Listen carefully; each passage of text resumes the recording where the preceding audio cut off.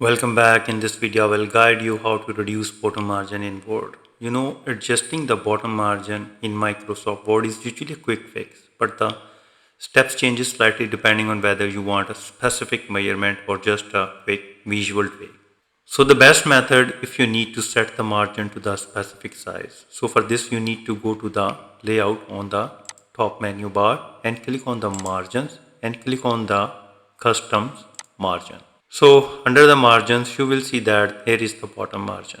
So you can reduce it by clicking this small arrow. And in the preview, you can also see that the margin is reducing.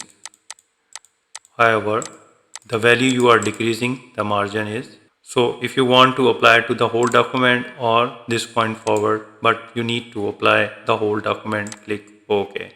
There is another method which is the vertical ruler method, which is the fastest one.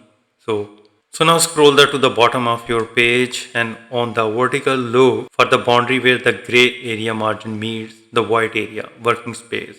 Have your mouse over the line until your cursor turns to a double-headed arrow like this one. Now click and drag and downward to the reduce the margin or upward to the increase the margin. When you down it, the margin will reduce it.